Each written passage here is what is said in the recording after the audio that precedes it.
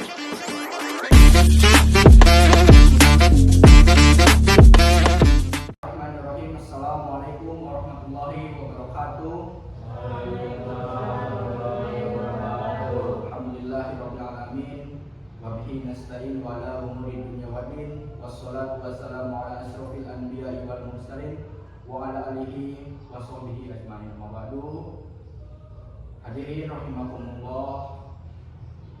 Pertama-tama marilah kita panjatkan puja dan syukur kita kehadirat Allah Subhanahu wa taala atas izinnya kita bisa berkumpul di majelis taklim yang insyaallah mudah-mudahan dengan berkumpulnya kita di sini mendapatkan barokah serta ridhonya Allah. Salawat serta salam tak lupa kita limpah curahkan kepada baginda besar kita Nabi Muhammad sallallahu alaihi wasallam, pada keluarganya, sahabatnya serta kita umatnya sampai pada akhir zaman. Pada kesempatan kali ini saya ingin mengajak kita semua untuk merenungkan sebuah pepatah yang sangat fundamental dalam Islam, yaitu adab lebih tinggi daripada ilmu. Mengapa adab lebih tinggi daripada ilmu? Hadirin rahimakumullah, di zaman sekarang kita melihat fenomena di mana akses untuk menjadi pintar itu sangat mudah. Hanya dengan beberapa klik di internet kita bisa menambah pengetahuan dan juga kepintaran kita. Namun sayangnya di balik kemudahan itu tidak selalu dibarengi dengan tertanamnya adab yang baik. Orang yang pintar bahkan saking mudahnya mengakses internet, apalagi di sosial media, banyak yang mencaci bahkan memaki seseorang. Berani membantah seorang guru dan juga berani membantah kedua orang tuanya. Disinilah kita harus ingat bahwa ilmu tanpa adab hanya akan melahirkan sebuah kesombongan. Para ulama terdahulu sangat menekankan pentingnya adab sebelum mempelajari ilmu. Imam Malik rahimahullah pernah berpesan kepada seorang pemuda Quraisy. Pemuda Quraisy ini diberi pesan oleh Imam Malik seperti ini: pelajarilah adab terlebih dahulu sebelum ilmu. Mengapa demikian? Karena ilmu yang tinggi tanpa dihiasi dengan adab yang mulia tidak akan membawa berkah.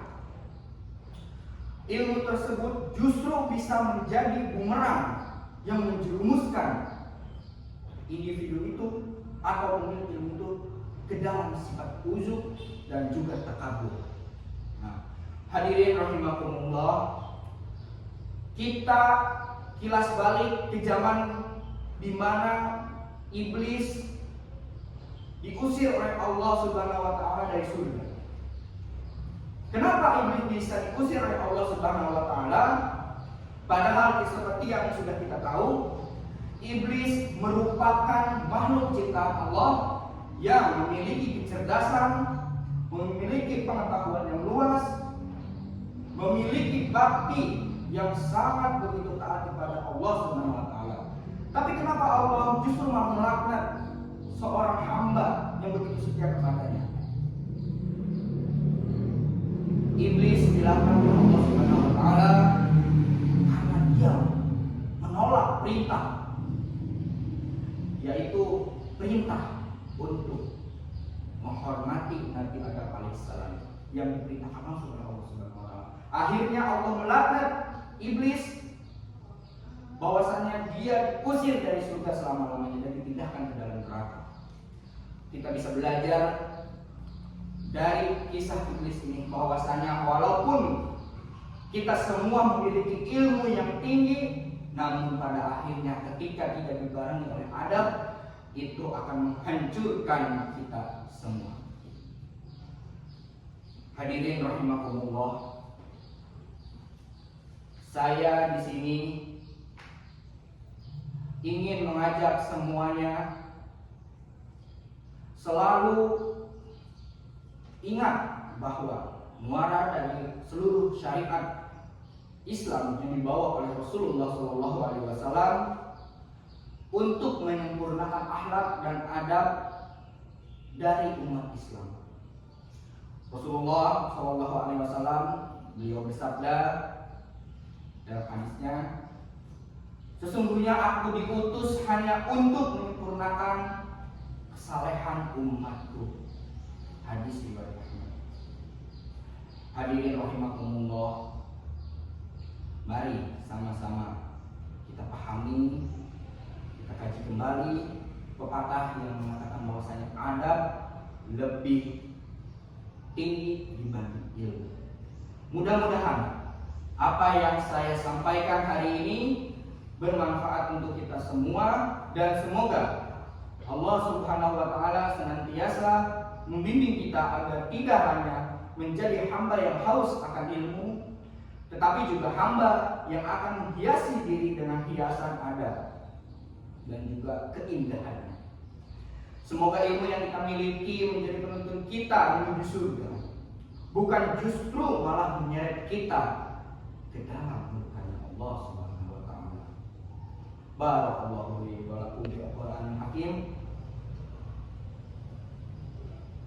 Mudah-mudahan dengan yang saya sampaikan hari ini manfaatnya untuk kita semua. Renungkan apa yang mungkin saya sampaikan, dan juga itu sebagai bahan renungan untuk saya pribadi. Saya akhiri. Wassalamualaikum warahmatullahi wabarakatuh. Waalaikumsalam warahmatullahi wabarakatuh. Saya membuka sebuah pertanyaan untuk para jamaah hari ini yang sudah hadir. Silahkan, apa yang saya sampaikan hari ini terkait tentang adab lebih tinggi daripada ilmu, silahkan untuk bertanya. Ya, silahkan. Mengapa iblis enggan untuk menghormati Nabi Adam? Seperti yang kita tahu, ada dua makhluk ciptaan Allah Subhanahu wa taala yang dimana dua makhluk ini diciptakan saling bertolak belakang. Yang pertama adalah malaikat. Malaikat merupakan ciptaan Allah yang senantiasa patuh terhadap perintah dari Allah Subhanahu wa taala, dan malaikat tidak memiliki hawa nafsu. Sedangkan satu lagi adalah iblis. Iblis sama seperti malaikat, kecerdasannya, kepatuhannya, juga ilmunya setara dengan malaikat. Bahkan beribadah pun dulu bareng sama malaikat. Namun mengapa iblis dilaknat oleh Allah Subhanahu wa taala? Yang paling menjadi jawaban yang benar adalah karena iblis diciptakan bukan hanya dari api, namun juga memiliki ego. Apa itu ego? Hawa nafsu. Iblis menolak karena iblis lebih tinggi jabatannya, lebih pintar dibanding Nabi Adam, bahkan lebih tahu isi Al-Quran. Tetapi yang jelas seperti dikatakan dalam Al-Quran, setinggi apapun ilmu kamu, suatu saat ilmu hanya akan menjadi bumerang ketika kamu tidak melakukannya dengan adab. Seperti iblis lah. Iblis diperintahkan oleh Allah Subhanahu wa taala untuk menghormati Nabi Adam. Yang tadinya iblis adalah makhluk paling penurut, bahkan kebaikannya juga banyak. Ketika disuruh untuk menghormati Nabi Adam, iblis menolak. Yang dimana akhirnya membuat murka Allah Subhanahu wa taala. Jadi hadirin, kenapa iblis bisa dilaknat? Karena ketidakpatuhannya yang membuatnya diusir dari surga. Ada lagi? Ya, boleh bertanya, silakan. Apa lagi? Bebas. Satu pertanyaan lagi. Ya, untuk sesi ceramah kita hari ini. Silahkan berdiskusi terlebih dahulu. Tadi satu pertanyaan yang dimana menanyakan kenapa iblis bisa dilaknat oleh Allah Subhanahu Wa Taala dan juga diusir dari surga, padahal surga adalah tempat yang paling enak dan juga didamkan oleh kaum muslimin. Ya, nggak apa-apa, silakan orang sama-sama juga nggak apa-apa. Ya. Mengapa ada lebih penting daripada ilmu? Mengapa adab lebih penting dibanding ilmu? Hadirin rahimakumullah, sesuai yang sudah tadi saya sampaikan, ketika seseorang memiliki ilmu yang tinggi, merasa dirinya bisa apapun, maka dia akan terjerumus ke dalam sifat uzur, bangga diri. Dia membangga-banggakan, saya bisa ini, dia mah tidak bisa itu. Itu sebuah pepatah yang mengatakan adab lebih tinggi dari ilmu. Karena orang yang berilmu belum tentu punya adab, tapi orang yang memiliki adab pasti sudah tentu berilmu. Begitu. Jadi, jamaah sekalian, mumpung kita masih di fase belajar bersama, sebelum kita nanti dipanggil oleh Sang Maha Kuasa, perbanyaklah kebaikan kita. Adab kita juga harus ditingkatkan kembali. Bukan hanya ilmu yang ditingkatkan, namun adab juga ditingkatkan. Kepada siapa adab kita ditingkatkannya? Yang pertama pasti kepada Tuhan Sang Pencipta alam semesta, Allah Subhanahu Wa Taala. Yang kedua kepada orang tua kita, dan yang ketiga kepada guru. Di dalam prinsip hidup saya memegang 3 hal yang tidak boleh dilanggar oleh saya. Yang pertama, jangan pernah lupa akan Tuhanmu, karena pada dasarnya akan nyambung ke prinsip yang kedua, yaitu orang tua. Hadirin rahimakumullah, 3 prinsip hidup yang tidak bisa saya ingkari terkait dengan adab tinggi. Yang pertama adalah jangan pernah lupakan Tuhanmu. Ini yang paling penting. Lalu yang kedua, jangan sesekali dirimu menyalahkan atau tidak menurut pada orang tua. Mengapa? Di dalam hadis Al-Quran mengatakan, dan di dalam hadis dan Al-Quran mengatakan bahwasannya marahnya Allah adalah marahnya orang tua, bahagianya Allah adalah bahagianya. Nah, lalu yang terakhir, jangan pernah sesekali kamu melupakan siapa gurumu. Kalian bisa membaca, kalian bisa menghitung, kalian semua bisa menjadi seseorang bukan hanya karena kemampuan kalian sendiri, namun ada orang guru.